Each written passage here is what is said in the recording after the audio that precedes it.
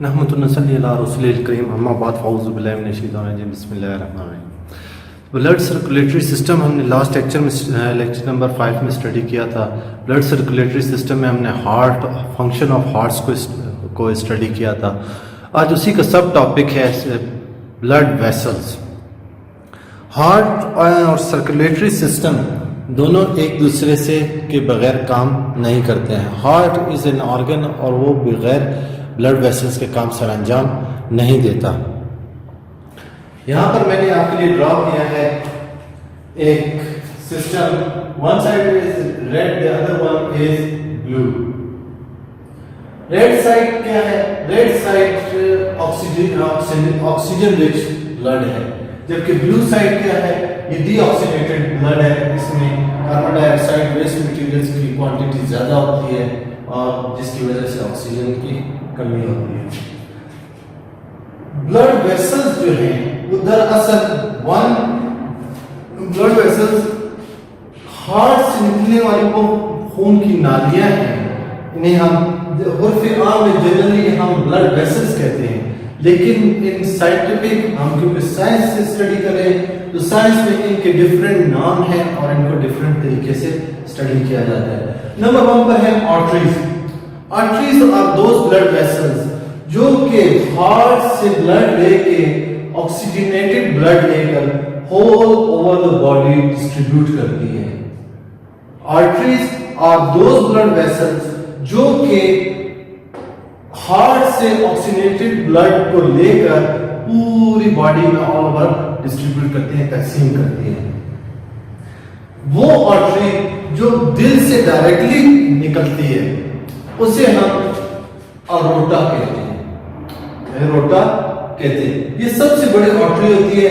इस आर्टरी के बाद ये फर्दर डिवाइडेड छोटी आर्टरीज में तकसीम हो जाती है और छोटी आर्टरीज आगे चल के और दूसरे सिस्टम में कन्वर्ट हो जाती है। I am going to explain it later. Oxygenated blood क्या काम करता है? ऑक्सीजनेटेड ब्लड लेफ्ट वेंट्रिकल से आता है, लेफ्ट वेंट्रिकल से अरोटा में आता है और अरोटा से पूरी बॉडी में डिवाइड हो जाता है। ऑक्सीजनेटेड ब्लड के साथ दूसरा है डीऑक्सीनेटेड ब्लड। न सिर्फ ब्लड वो जो दिल से खारिज हो रहा है ऑक्सीजन लेकर, लंग्स से ऑक्सीजन ब्लड लेकर आया था हार्ट तक, और हार्ट से फिर उसे हमने अरोटा के जरिए बॉडी में डिलीवर कर दिया, तकसीम कर दिया ऑर्गन सेल्स तक। सेल्स से फिर जब वापस डीऑक्सीनेटेड ब्लड आता है तो उस आर्टरी का नाम है पुल्मोनरी आर्टरी। ये आर्टरी डीऑक्सीनेटेड ब्लड को लेकर राइट वेंट्रिकल में दाखिल होती है एंड राइट वेंट्रिकल से अपवर्ड टू लंग्स तक डीऑक्सीनेटेड ब्लड को वापस लेकर जाती है। यहां पर जो मैंने ड्रॉ किया है, red one is oxygenated blood, blue one is deoxygenated blood. Deoxygenated blood उसे पूरी बॉडी से पुल्मोनरी वेन लेकर हार्ट तक आती है एंड हार्ट से फिर ये लंग्स की जानिब चला जाता है। लंग्स में क्यों जाता है? ताकि दोबारा से ऑक्सीजन को कैरी कर सके। अदर साइड है, यहां हार्ट से ब्लड आर्टरीज के जरिए first biggest artery is aorta. Aorta के बाद ये पूरी बॉडी की जानिब फैलता चला जाता है। वो ब्लड जो डिलीवर हो गया, डिलीवर होने के लिए आर्टरीज डिवाइड होती चली जाती हैं और इंतहाई छोटी न नजर आने वाली कैपिलरीज बन जाती हैं। कैपिलरीज हर एक सेल तक पहुंचती है और कैपिलरी को मैं बयान करता हूं। कैपिलरीज क्या होती है? कैपिलरीज इतनी छोटी खून की नालियां हैं कि उसमें से रेड ब्लड सेल्स 1 by 1 पास हो सकते हैं। एक वक्त में एक रेड ब्लड सेल पास हो सकता है। रेड ब्लड क्या कैरी कर रहे होते हैं? रेड ब्लड कैरी कर रहे होते हैं food, oxygen and other minerals जिसकी बॉडी की जरूरत होती है। लेकिन और जब ये सेल्स को डिलीवर कर देती हैं कैपिलरीज, डिलीवर करने के बाद वहां से भी कुछ वापस लाती हैं, डीऑक्सीनेटेड ब्लड वापस लाती हैं, वेस्ट मटेरियल्स होते हैं, वाटर होता है जो वेस्ट मटेरियल के साथ होता है उसे वापस लाती हैं। कैपिलरीज दोबारा से फिर बड़ी होती चली जाती है, बड़ी से बड़ा, जैसे हमारे शहर में छोटी गलियां होती हैं, गली कूचे होते हैं, वो एक बड़ी रोड से मिलते हैं और बड़ी रोड फिर शहर के बड़े रोडों से मिलती हैं। इस कैपिलरीज दोबारा अपने से बड़ी और ब्लड वेसल्स बनाती हैं। इन ब्लड वेसल्स को वेन्स कहते हैं और वेन्स में सबसे बड़ी वेन पुल्मोनरी वेन है जो कि ब्लड को वापस, डीऑक्सीनेटेड ब्लड को लेकर वापस हार्ट तक आती है। कैपिलरीज के लिए मैंने कुछ पॉइंट लिखे हैं। डीऑक्सीनेटेड ब्लड को पूरे जिस्म से ऑल ओवर द सेल्स को लेकर वापसी का सफर करती हैं। ये मजीद एक्सट्रीमली छोटी होती चली जाती है। कहां तक छोटी होती है कि red blood cells 1 by 1 only पास हो सकते हैं और इतनी छोटी हो जाती हैं कि इसमें से red blood cells 1 by 1 pass होते हैं। ऑक्सीजन, फूड और वाटर को कैरी करके ब्लड सेल्स तक ले जाती हैं और फिर ब्लड सेल से deoxygenated blood plus carbon dioxide plus waste material plus waste water उसे लेकर वापस आती हैं। The third thing is veins. Veins क्या होती हैं? वो नखून की नालियां जो कि हार्ट तक डीऑक्सीनेटेड ब्लड को वापस लेकर आती हैं। ये क्या होता है? डीऑक्सीनेटेड ब्लड, और डीऑक्सीनेटेड ब्लड फिर हार्ट दोबारा पुश अप कर देता है, पंप कर देता है लंग्स की जानिब, और इसकी सबसे बड़ी वेन का नाम है पुल्मोनरी वेन। सेकेंड टॉपिक है हमारा आज, that is disorder of circulatory system. Disorder क्या होते हैं? There are two types of merely there are two types of disorders. Number 1 heart attack and number 2 is hypertension. Heart attack क्या होता है? Blood जो हार्ट है वो एक मस्कुलर ऑर्गन है, वो हर वक्त उसके मसल्स मूव करते रहते हैं। मसल्स का मूव करना ही हमारी जिंदगी है। It's too important for heart to work all the time 24/7 and 360 days of a year, कि ये काम करेगा तो हमारी जिंदगी बाकी है, न सिर्फ हमारी बल्कि और जानवरों की भी जिंदगी बाकी रहती है। हार्ट के साथ क्या मसला है? ये हार्ट ब्लड वेसल्स के साथ लिंक होता है। ब्लड वेसल्स एक्चुअली न सिर्फ तमाम के तमाम ऑर्गन्स को प्रोवाइड कर रही हैं, oxygen plus food plus water, बल्कि हार्ट को खुद भी अपने लिए भी oxygen plus water plus food की जरूरत है। तो हार्ट खुद भी यूज करता है। वो आर्टरी जो कि हार्ट को खुराक पहुंचाती है, ऑक्सीजन और खुराक पहुंचाती है, इस आर्टरी को कोरोनरी आर्टरी कहते हैं। कोरोनरी आर्टरी, इसमें फिर मसाइल कहां पर पैदा होते हैं कि हार्ट अटैक हो जाए।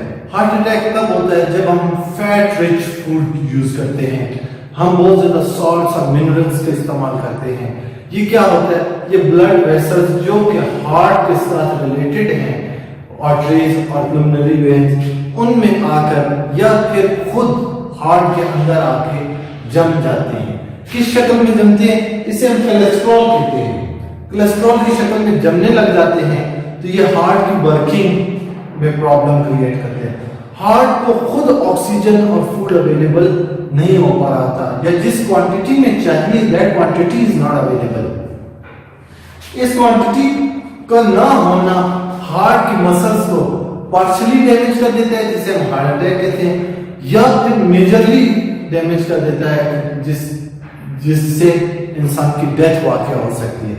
तो partial heart attack partially heart muscles को डैमेज करता है, या कंप्लीटली से फिर ह्यूमन गॉट डेड, उसकी डेथ वाकई हो सकती है। सिम्टम्स क्या है हार्ट अटैक के? हार्ट अटैक के सिम्टम्स हैं difficult in breathing, excessive sweating and chest pain. Chest pain sometime sharp होती है, एक खंजर की मानिंद होती है, जैसे खंजर किसी ने, या फिर ऑल ओवर इस किस्म की फैली हुई दर्द होती है जिससे फीलिंग नहीं आ रही होती कि ये दर्द कहाँ पर है, और human body Aahista Aahista work करना कम कर देती है, इवन कि बोलने की हिस्स भी आहिस्ता आहिस्ता जाने लगती है। तो कॉजेस सिम्टम्स क्या है? Severe chest pain, difficulty in breathing and excessive sweating.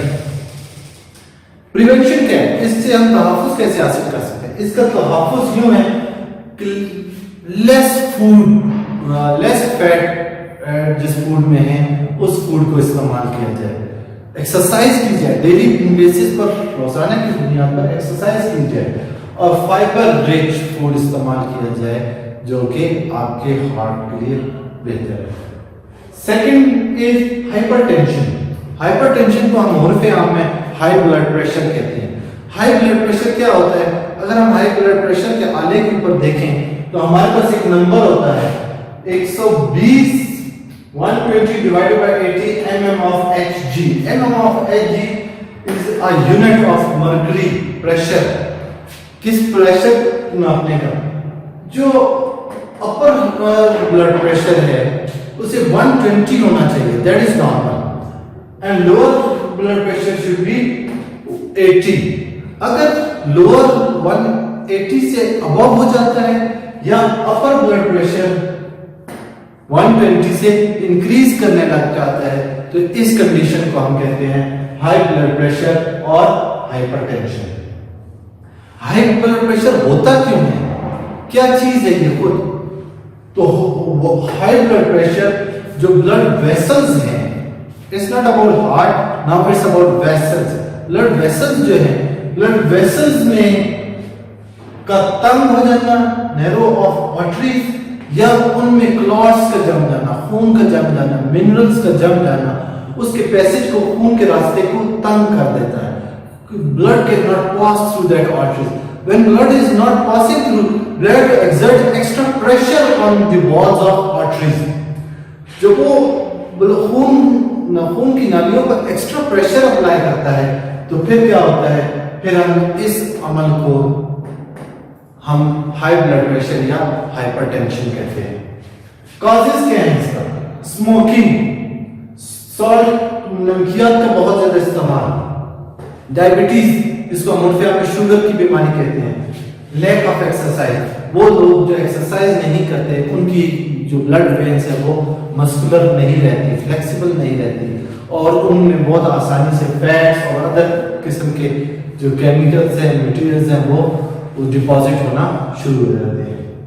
High blood pressure के सिम्टम्स क्या हैं? हेडेक, सर का दर्द, फटीग कहते हैं, थोड़ा सा काम किया एकदम से थकावट हो गई, सांस चढ़ गई, इसे फटीग कहते हैं। ब्लीडिंग फ्रॉम नोज, ये कॉमन सिम्टम्स हैं, इससे बहुत ज्यादा हर body human to human vary करते हैं।